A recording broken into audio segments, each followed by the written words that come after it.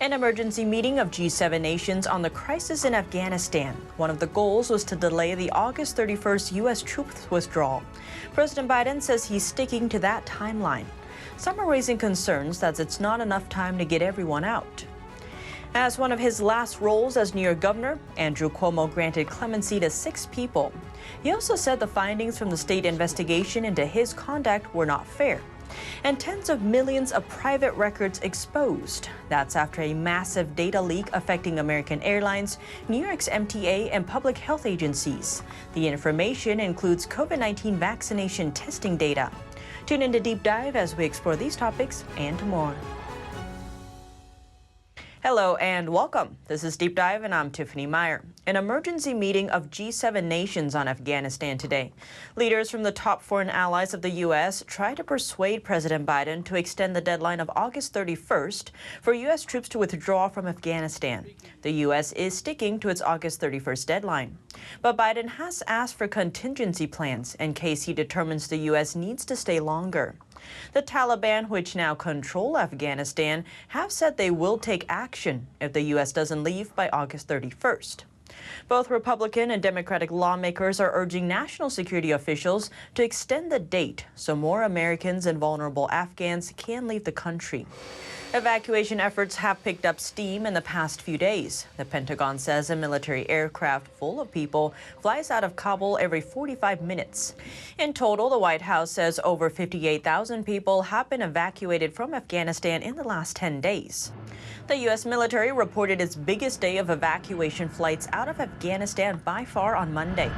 But White House reporter Jonathan Meier with the Associated Press says it's not all good news. There's been increased reports of terrorists, an Islamic State offshoot, targeting both the Taliban, but also Americans and Afghan citizens trying to get out of the country. The U.S. has helped evacuate about 37,000 people, mostly Afghan evacuees. More arrived in the United States Monday, landing in Northern Virginia before being taken to a temporary housing center.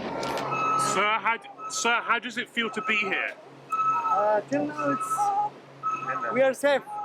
Biden says no evacuees are coming directly to the U.S. without prior screening. U.S. National Security Advisor Jake Sullivan has said he believes most, if not all, evacuations could be done by the end of August. He is very cautiously hedged whether or not there would be an extension or not, likely for fear of inflaming the Taliban further. So that is going to be something to watch.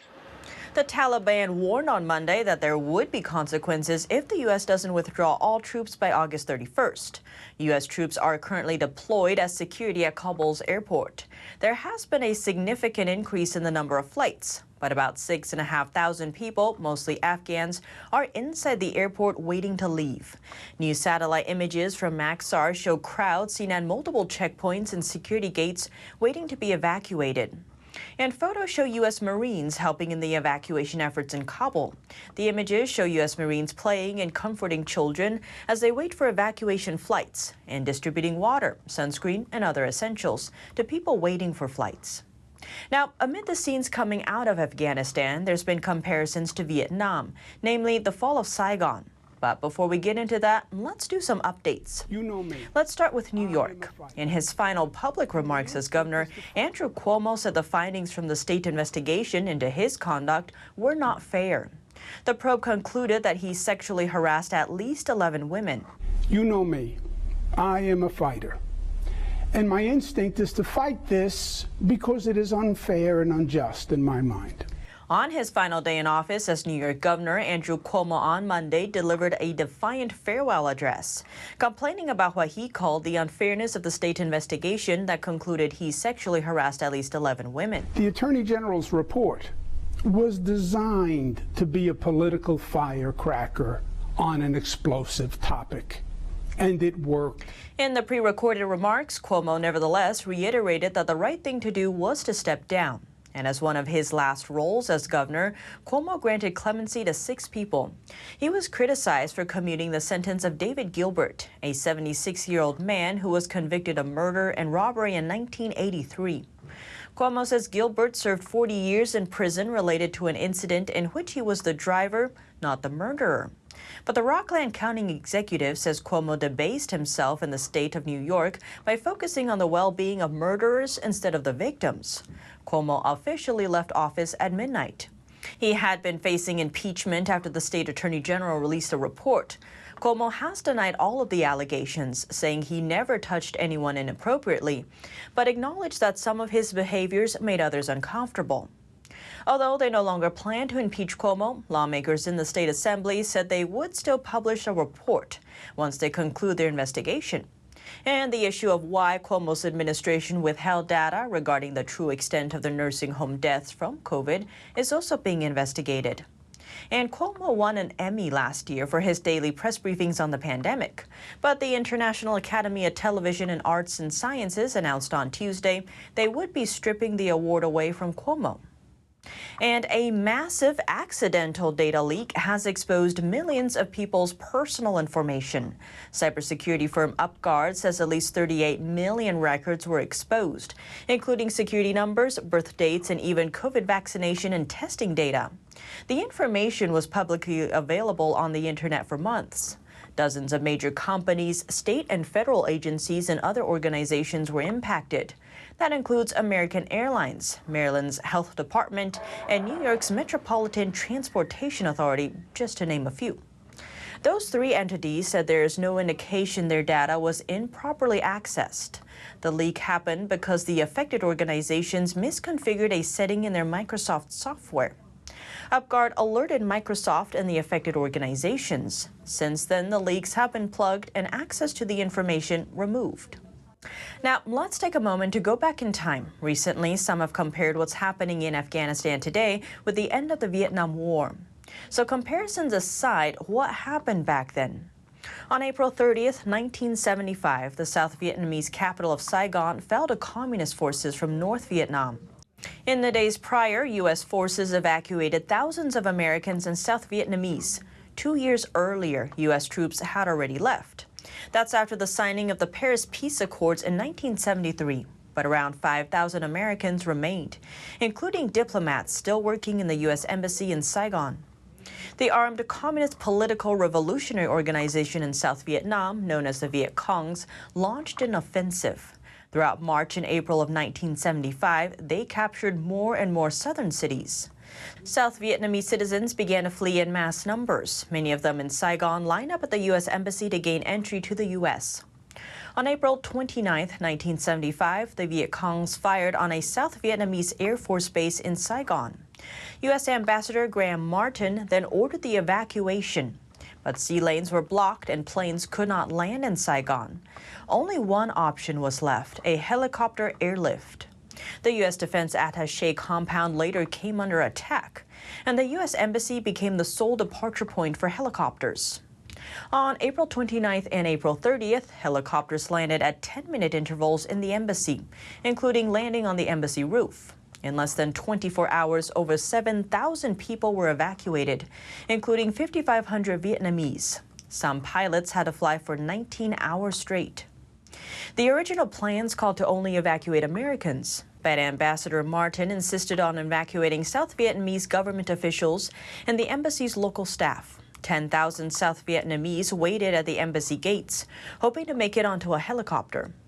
Wolfgang Lehmann, the deputy chief of mission at the U.S. Embassy in Saigon, was one of the last people to leave the embassy on April 30th.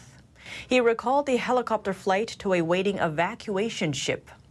In the book Tears Before the Rain, an oral history of the fall of South Vietnam, Lehmann said, "We could see the lights of the North Vietnamese convoys approaching the city. The chopper was packed with the rest of the staff and remaining civilian guards, and it was utterly silent, except for the rotors of the engine. I don't think I said a word on the way out, and I don't think anybody else did. The prevailing emotion was tremendous sadness." Now, as for Ambassador Graham Martin, President Ford sent a personal letter to him, thanking him and the entire embassy staff for the successful evacuation effort. The letter reads, "Dear Graham, I want to express my deep appreciation to you and your entire staff for the successful evacuation of Americans and Vietnamese from Saigon. The tireless dedication of your mission and its skillful performance under the most severe pressure was vital to the accomplishment of this most difficult and delicate operation. Please accept as well my sincere personal compliments. Your courage and steadiness at this critical period enabled us to evacuate our own citizens and a very large number of endangered Vietnamese. I hope you will convey to your entire staff my deep gratitude and that of the American people for a job well done. Sincerely, Gerald R. Ford. But this wasn't the only way people made it out. Francis Terry McNamara, Consul General of the U.S. Consulate in Vietnam, saved hundreds of Vietnamese refugees by devising and leading a risky evacuation. His city in Vietnam is about 100 miles from Saigon. The U.S. Embassy ordered McNamara to evacuate only Americans. They were only going to provide helicopters with enough room to evacuate the 18 or so American employees.